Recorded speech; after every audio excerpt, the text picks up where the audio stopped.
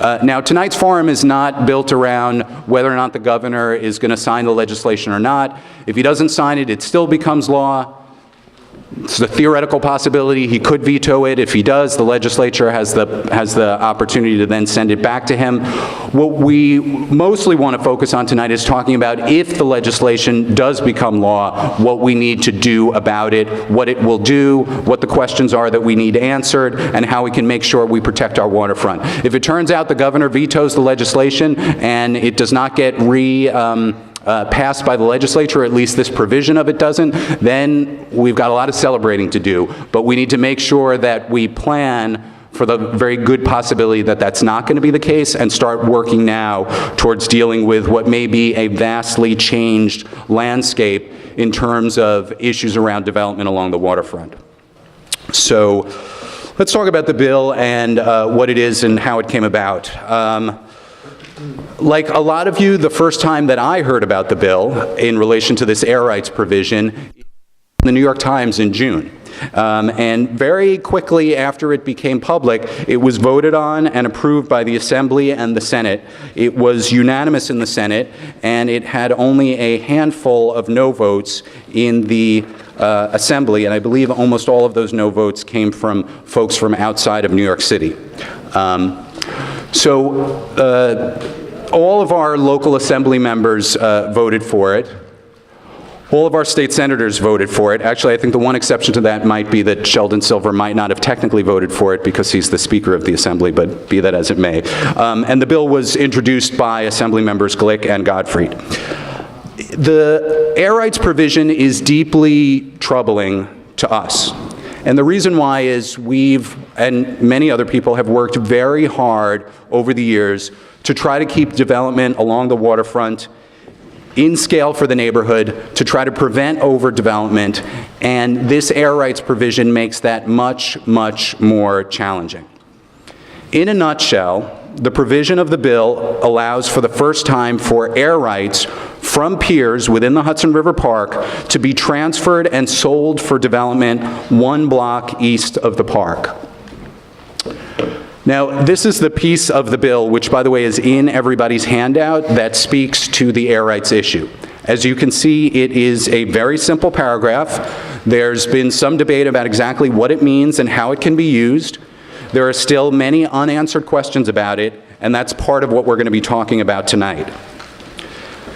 Pretty much everybody agrees that what the bill means is that the Hudson River Park Trust can sell their air rights to developers inland to allow them to build larger than the current zoning allows, with the revenue from those sales going to fund the park.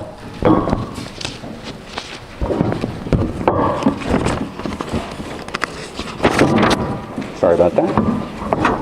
So what worries me about the bill is that what we're basically doing is we're trying to solve one problem, which is a funding shortfall for the park, by creating another problem, which is encouraging larger development in sensitive sites along the waterfront.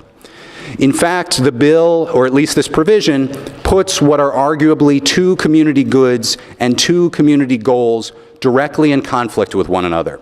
It forces us to pick between funding and completing the park and protecting our waterfront from potentially oversized and out-of-scale development.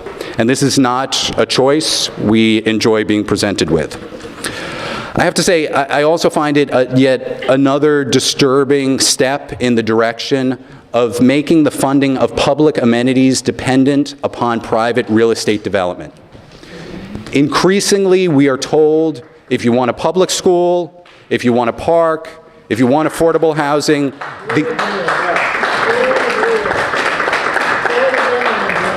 the only way to get it is with more private real estate development to pay for it. Now, I just want to say, to be fair, the Hudson River Park is different than most parks. It was enabled by legislation which said that it was supposed to pay for itself with commercial uses inside the park. But the park legislation never included air rights sales as a way of raising funds for the park. I don't believe that any of us ever believed that that would be the price that we would have to pay for the park. And unfortunately, I don't think that any of us were really truly consulted about the creation of this mechanism as a way to do that. So one of the things that we have to be aware of is that we've seen a lot in the city over the last several years, and probably going back much further than that, of bad rezonings taking place in the city with the excuse that it's accomplishing some good for the affected neighborhood. If we look at what's recently happened in our neighborhood, the NYU 20-year expansion plan, we were told this was going to add public green space and create jobs for the community. The Chelsea Market upzoning, we were told that it was going to preserve the Chelsea Market building and the food uses in the ground floor, which, by the way, is not so accurate. The Rudin rezoning for St. Vincent's Hospital, we were told that this was the way that we were going to get the medical facilities that are in the O'Toole building now. So it's an incredibly powerful tool for getting larger and larger development improved in our city, to be able to say, look, there's this public good that we're attaching to it, and that's the only way that you're going to get it. And this provision has given developers the ability to couch their requests for larger development in these public goods. The Hudson River Park Trust, which has been advocating for this provision, has said that the air rights transfer rule is a, quote, chance for the park to fully benefit from whatever development does take place in proximity to it. That's not really true. I want to talk about what the bill and this specific provision actually does do, so we have a better understanding of how it will work. So first of all, according to the trust and the legislators who sponsored and supported the bill, before any of the air rights can be used or sold, there has to be a second step that takes place, at least one second step. And that's either what's called a ULIP, which most of us know as a rezoning. ULIP stands for Uniform Land Use Review Procedure, or something called a general project plan, which is done by the state.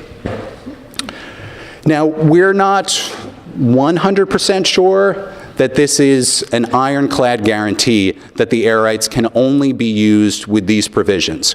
I believe that the people who say that this is the case honestly believe that. I don't think they're trying to pull a fast one on us, and I don't think that there's any plan to use them without this second step taking place anytime soon.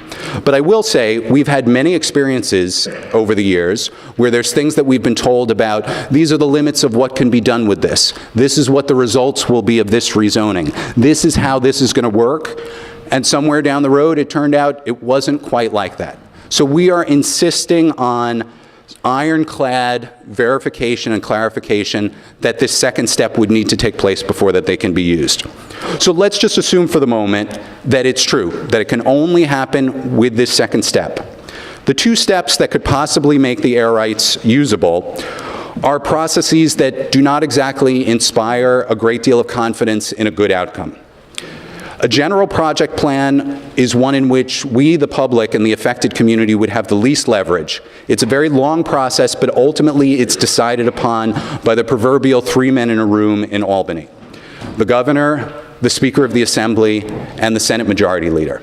And that's why GVSHP and some of the groups that we've been working on this issue have written to the governor saying we absolutely do not want a general project plan as a means for transferring these air rights. And in the packet that you've been handed out, you can see that, and that's one of the things we've been encouraging people to communicate to the governor in addition to whatever concerns, problems, issues, or other thoughts that they have about the air rights provision. And there we go. That's a copy of the letter, which all of you should have in your packets. So the ULIP, which is, or the rezoning, which is the other way that we could see the air rights accessed, is unfortunately not a huge amount better.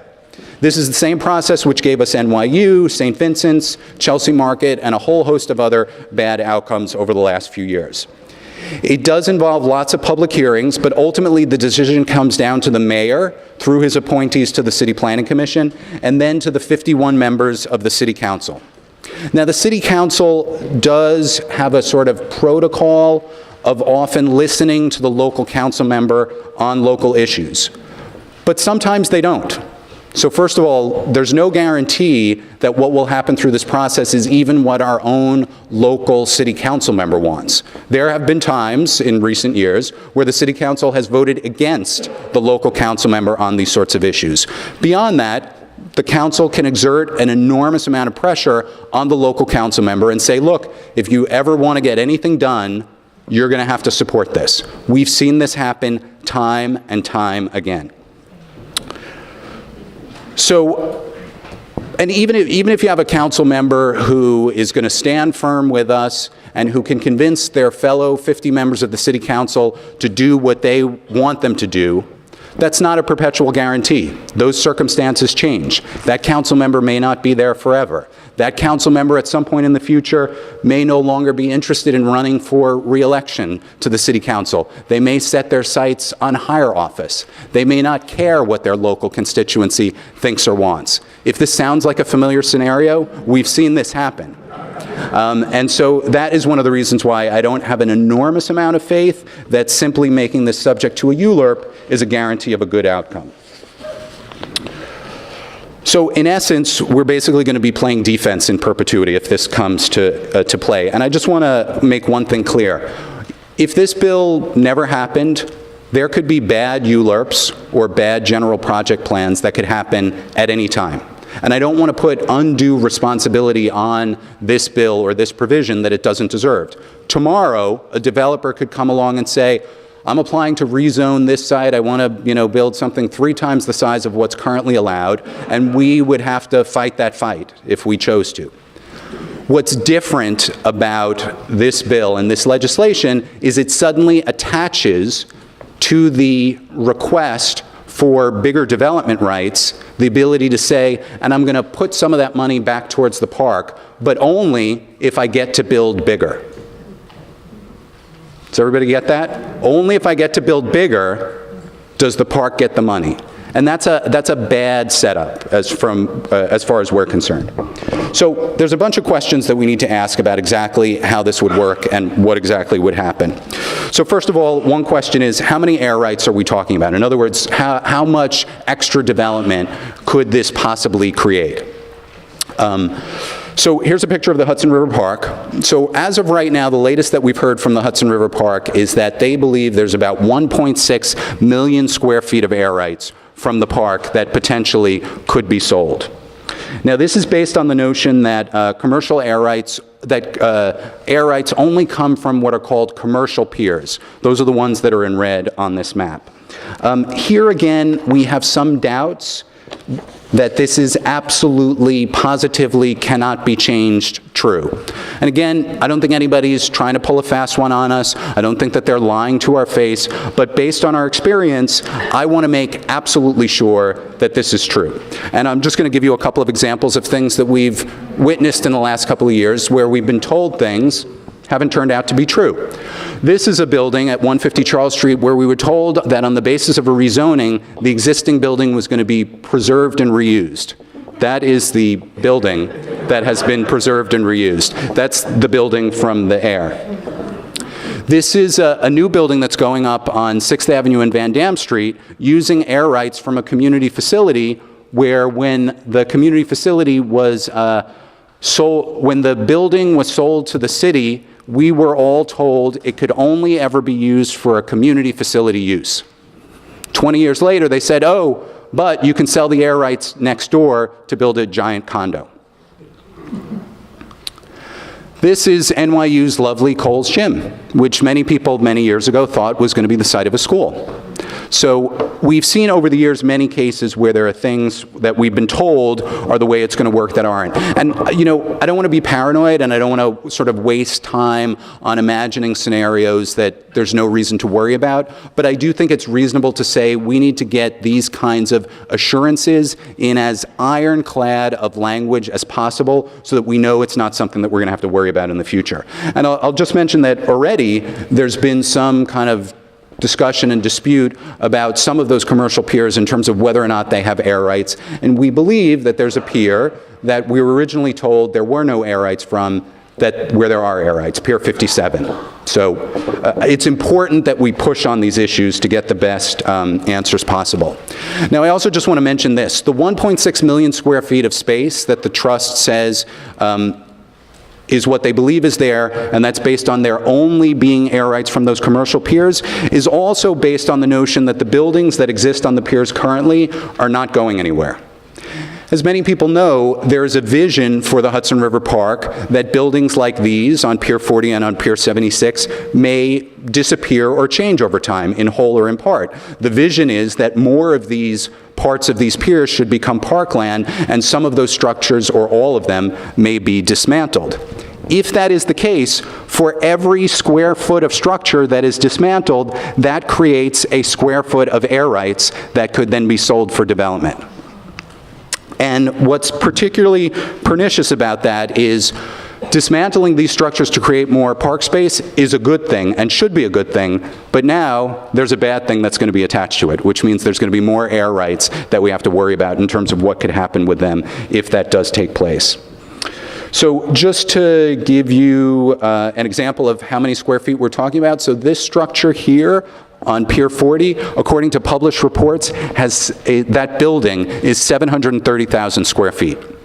So it's not very likely that that entire building is going to disappear, but let's say just 2/3 of it does at some point in the future. That's an additional 500,000 square feet of air rights, which would then be potentially available for sale for development in our neighborhood.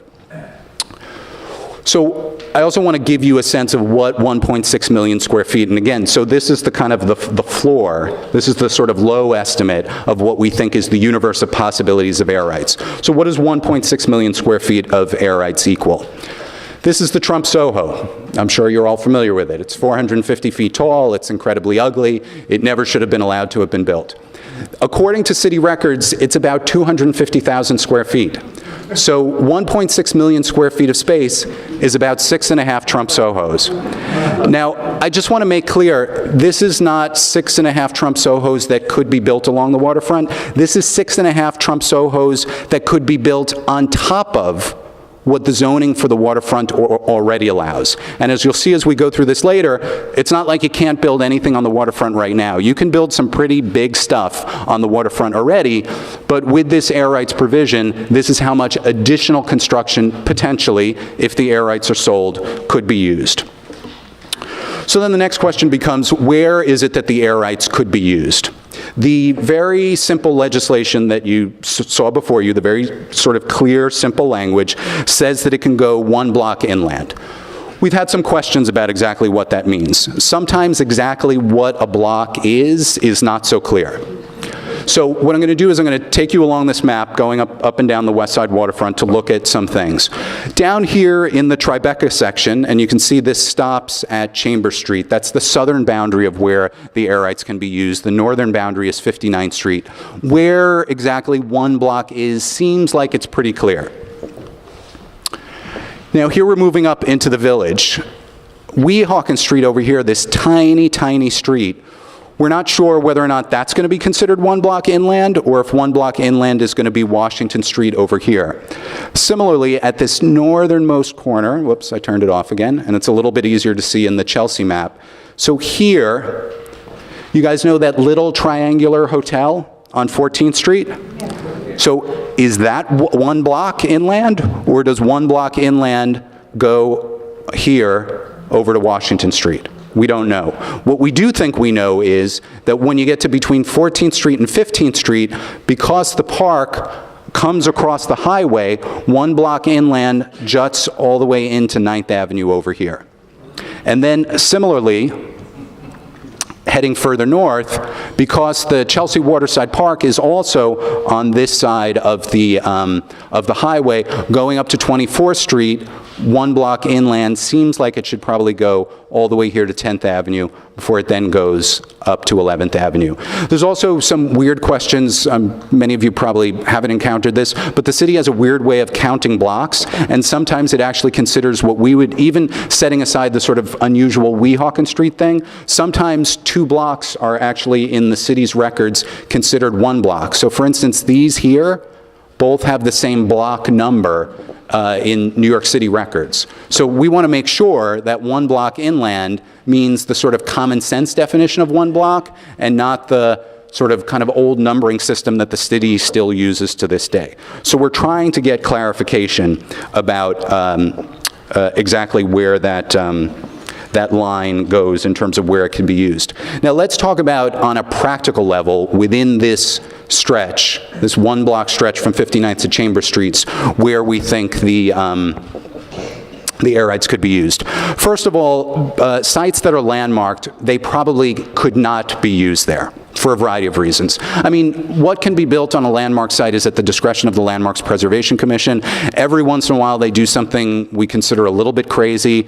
Every once in a while there's a unique circumstance, like if folks know on the corner of 57th Street and 8th Avenue, there's that huge glass building that's built on top of the 4-story base. That's actually a landmarked building, and the Landmarks Preservation Commission allowed them to build that big skyscraper there. So unusual circumstances. The building was built in the 20s and was originally intended to have a skyscraper on top of it. So they said, here's a case where a landmark building, we would allow a skyscraper to be built on top of it. Hopefully the Landmarks Preservation Commission would not ever, in these areas, in Tribeca for instance, that are landmarked, or in these areas, in Greenwich Village that are landmarked, would never allow something that would result from the air rights transfers to be built or to take place here. And then this is going up into Chelsea. So this is the Gansevoort Market Historic District. So pieces of within that one block zone.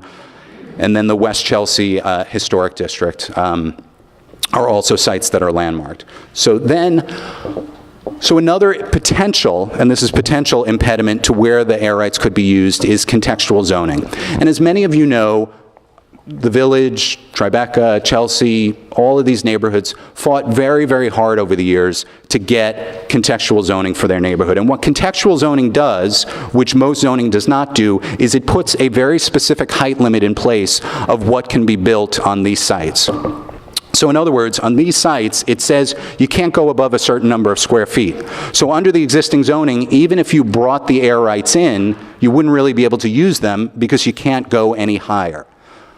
The way in which the air rights could be used there is if they undid the contextual rezoning. And we'll talk a little bit more about that later, but we hope that because of the contextual zoning that's in place, they'll stay away from those spots. Here in the Village, we actually, in 2005, were very successful in getting a lot of contextual rezoning along the waterfront. So a lot of those blocks do have this. Again, it is not an inviolable protection. The process which they would use to transfer the air rights, they could use that same process to undo the contextual zoning. Now that said, somebody could come along and ask for a zoning change that would undo the contextual zoning at any time. I want to be fair. These are challenges that we could face no matter what, but the air rights provision certainly puts a little more oomph behind an effort to try to do that if somebody were to seek to do that. And this in Chelsea is the West Chelsea rezoning. There are height limits and a whole bunch of other different things that are in place there that, again, one would hope would discourage the city or developers from looking at those sites as potential places. So this is the St. John's building. It's across from Pier 40. Pier 40 right now has, as I understand, about 600,000 square feet of air rights. And because of a provision in the bill that says that the money from the sale of the air rights from Pier 40 can only be used at Pier 40, that probably means, doesn't require it, but it probably means that if air rights from Pier 40 are sold, they're probably only going to be sold somewhere within Community Board 2. Because they're only going to be used for the park within Community Board 2. So this is what's on the St. John's building site now. That's the New York Times Tower. That is approximately what could be built on this site right now under the existing zoning. And that is roughly in scale. So this little thing over here next to it, that's 1 Morton Square. These tiny buildings that you can barely see over here, that's the Meyer Towers. So that's what you could build on this site now under the existing zoning. With just the air rights from Pier 40 added in, this is what you could add to it, 2 Trump Towers worth. And by the way, they probably wouldn't stack one Trump Tower on top of the other in quite that fashion, but we just wanted to give you an illustration of exactly what could be done here. So we're talking about a pretty enormous scale of development that could take place. So what we want to do is look at, among other things, if this does in fact become law, are there ways in which the air rights could be used that would not increase the size of allowable development in our neighborhood? Some of these things we've already raised with the city and with other officials. Some of them are a little bit new. So this is an example of what zoning for some of these sites along the waterfront allow. In a lot of cases, they don't currently allow residential development. They allow, and this is just, we've randomly picked this number, let's say a 15-story hotel or a 15-story office building. One of the questions we had is, could the air rights be used in such a way so that they would be used to allow a different use, such as residential, without necessarily increasing the allowable size of development? In other words, could it be used in such a way so that the only difference is, instead of getting a 15-story hotel, you're getting a 15-story residential building? I think it's important that we know whether or not that is a possibility in terms of a way that the air rights could be used. Now, here's something that we're pretty positive could be done. The question is, can we get the city to do this? Again, using the example of a 15-story building, let's say this is what the current zoning for a site allows, a site that they want to think about as a receiving site for air rights. Well, what the city could do is, they could downzone the site so that you could only build a 10-story building, and as part of the downzoning also say, but you can purchase air rights to bring you back up to the original 15 stories. But the only way you get there is by purchasing the air rights to do that.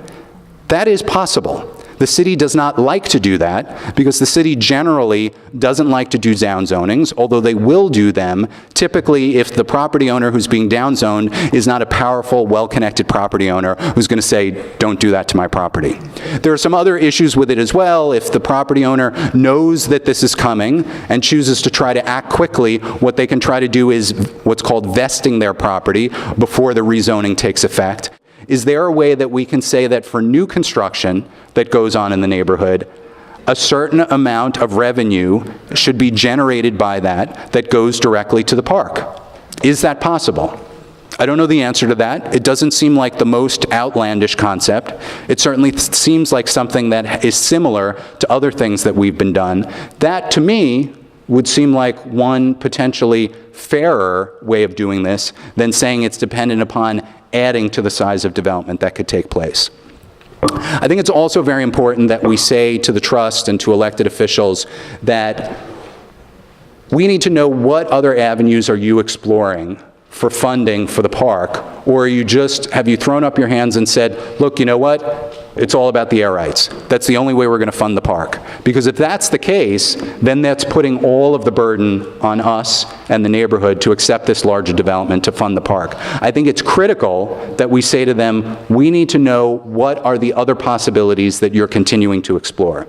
And then finally, this thing here at the end where it says turning off the spigot, one of the things that's concerning about the way this is currently structured is there's no limit on how many of the air rights the trust can use, other than this approval process that they have to go through, and other than once they run out of air rights, they obviously can't sell anymore. If the rationale for this is to say the trust and the park needs a certain amount of money, shouldn't we be able to figure out what is that amount, and shouldn't we be making sure that no more air rights are sold than absolutely necessary? That there does not seem to be a clear answer about that yet. At what point do the air rights sales stop, and what is the measure by which we decide, all right, you've done enough? So one of the things that I think we want to say to the state legislators and to the city council members and to the trust is there a way that we can turn the spigot off? That we can say, when you've reached a certain point, when you've generated a certain amount of money, that's it. We're going to take back the ability for those air rights to be used. Otherwise, they're going to be sitting there in perpetuity, and clever people with lots of money in real estate development are always going to be looking for ways to use them. So I want to just, before I turn this over to and we're going to just have two other kind of quick presentations from folks, I just want to remind everybody that tonight, in addition to hopefully you learning more about this and us hearing from you about what your thoughts and concerns are, it's really important that you stay involved in this process. Good evening, everybody. As Andrew said, my name is Bill Borock. I'm president of the Council of Chelsea Block Associations, which is a coalition of 12 block associations covering 22 blocks in Chelsea. CCBA is the acronym we'll use, is concerned about improving the quality of life for the people who live in Chelsea, for the people who work in Chelsea, and for the people who visit Chelsea. As you're probably aware, as Andrew mentioned, the Hudson River Park air rights bill allowing the selling of air rights goes from Chambers Street all the way up to 59th Street. CCBA is concerned and has questions about the air rights bill, but for the purpose of tonight's meeting, I'm going to focus on the Chelsea area and some of the area below 14th Street in the Gazenport area. Others will be talking about the other neighborhoods. CCBA understands that there is a need for a park to get funds. However, we also understand that there are different ways to plan and to get needed funds, and that one has to look at the consequences and the impact of those decisions, and to answer the questions, at what cost to the neighborhood? That's very important when these decisions are made. What is it going to cost the neighborhood when other people make the decisions for us? We think that most people want to have a nice park to go in, to walk in, to have the kids play in, etc. We also think that most people want reasonable development. But what some people call progress, and it leads to overdevelopment, that's not reasonable development. And that's what concerns we have for our community. Tonight you will hear statements, and you heard some by Andrew, questions about where will the air rights be sold? How many square feet will be sold? How much money will be received by the trust? How tall and how wide will the structures be built? What will be built? Residential facilities for those who live there? Commercial facilities for people to work there? Hotels for visitors to visit? Recreation for people who want to play there? We don't know those answers. These questions have already been asked at some of the meetings we've had, and the responses so far have been somewhat vague, with certain buzzwords like, although it's not in writing, we may do it, we're not sure, such and such will not happen, we will not do such and such, it's not on our plans, but, etc., etc. These are the kinds of questions we want clear answers to if we can get them, and that's what we're going to pursue. Thank you very much, Bill. We have just one more presenter, and then we're going to turn it over to you for your thoughts, questions, and feedback. I do want to share an important piece of information that I just got via email. We're waiting to get this confirmed, but it appears that the governor has just signed the bill, which is not a huge surprise. And so it really points to the importance of our being here tonight, because a big part of what we're here to deal with tonight is to figure out if in fact this does become the law of the land, what do we do with it? And how do we make sure it doesn't have a harmful impact on our neighborhood? So it's all the more important that you fill out those letters so that we can send them to the governor, because it does speak to the issue of the general project plan, which would be the worst of the ways in which these air rights can be used, and that we let the governor know all of the concerns that we have about it. And so our last and final speaker is Lesley Doyel, a great community leader, co-president of Safe Chelsea.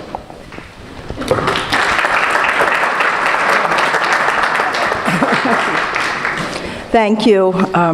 So I feel like there just should be a dirge playing or something after this piece of news we just got. Anyway, we have I'm going to try to make this very brief. We have put a couple of handouts out at the front, and I have more with our statement from Save Chelsea, a double-sided handout, and also a very wonderful article that was written by Juan Gonzalez that came out in the Daily News today, as well as the floodplain map showing that much of this development is going to, be happening in a an area that is very likely to be flooded again, as it was during Superstorm Sandy.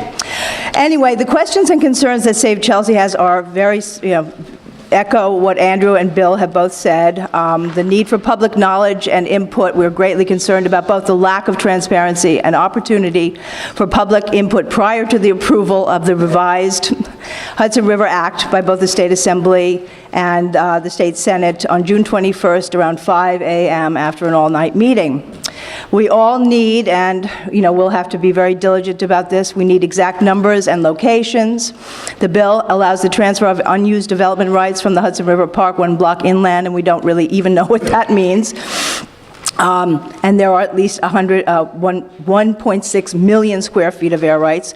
One of the areas that Andrew didn't talk about, but that we understand might be in a targeted site, would be that of Bayview, and probably many of you know about Bayview as being sold. It is the former, originally it was a Siemens Y, it was built in the 30s. It's a terrific building, and we may well be losing it. It is being sold by the state, and the footprint of the Bayview and the annex building next to it, which are on 20th Street and 11th Avenue, right across from Chelsea Piers, is a very likely target for this. Possible conflicts of interest also we find very disturbing. On July 22nd, the Wall Street Journal published an article entitled, "Hudson River Park Plan is Questioned. Members of 2 boards for the park would benefit from air rights sale." The article reports that Michael Novogratz, chair of Friends of the Hudson River Park, is a principal at Fortress Investment Group, which oversees funds that own a controlling stake in the former St. John's Terminal building, which we've heard a lot about this evening, a 3-block site less than a block away from the park that potentially would be one of the largest beneficiaries of air rights. Also, Joseph Rose, a member of the 13-person board of directors of the Hudson River Park Trust, the nonprofit group that oversees the park, and is a partner at, he's a partner at a company that owns 620 12th Avenue at 30th Street, directly across from the park and proposed site of a huge hotel. So those are 2 things that we should be thinking about. And there are other instances which I won't enumerate, but you can look up the Trust's website yourselves. Friends of the Hudson River Park, in 2011, the Trust formalized a partnership with Friends of the Hudson River Park that can seek private financial support to accelerate completion of the new park areas and to help the Trust with park maintenance. Though we are told that the Trust is not allowed to borrow money, a private fundraising group might also be able to issue tax-exempt bonds for the park, which the Trust cannot legally do. So this is another alternative, as Andrew was mentioning before. There are other alternatives. And just as food for thought, in terms of the Hudson River Park, which we love. Let me say that before I go any further. We love the park, and we want it to thrive and survive and to be healthy financially and in every other way. But we're thinking that there are other alternatives in terms of fundraising, and as Andrew was pointing out before, looking for ways that perhaps future development can fund some of the park, which is, fair is fair. Now, the annual financing plan of 2012 of the Hudson River Park reports that there has been $1.1 billion in increase in the surrounding property's market value directly attributed to the park's development.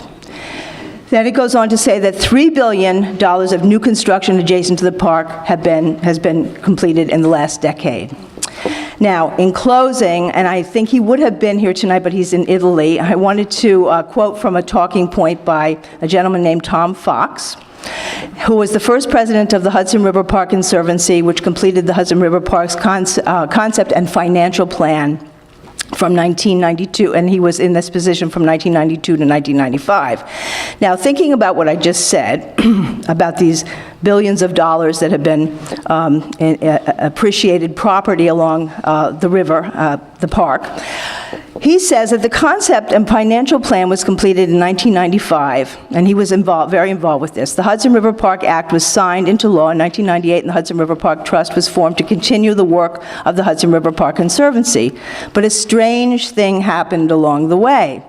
The funding formula recommended to create the first park capable of sustaining its own operation and maintenance was scaled back drastically, however. However, the concept of a self-sustaining park continued to be a political imperative, even if securing the needed funding wasn't. As initially planned, the city and state would fund the construction of the park, which they did. That $400 million to $500 million investment would result in the appreciation of the adjacent inboard real estate within 3 blocks of the park, generating new tax revenues, which we know from the park's own report it has. Now, a portion of this new tax revenue would then be dedicated to maintain and operate the park, along with the revenue from the 3 nodes of development and commercial and maritime recreational activities in the park itself. Commercial activities in the park were minimized so as not to compete with local neighborhood merchants on the other side of the highway. But the city and state never set up a mechanism to capture the increased tax revenues from the adjacent real estate. They failed to redevelop Pier 40 for more than 20 years and let it fatally deteriorate. Worse, they've just about abandoned their responsibility to complete the construction of the Hudson River Park or secure the funding stream required for the park maintenance and operations. Okay, that having been said, and that was an entire quote from Tom Fox's talking point, which I urge you to read in total, we believe that a lot of questions need to be answered long before the plan to start selling air rights en masse gets approved.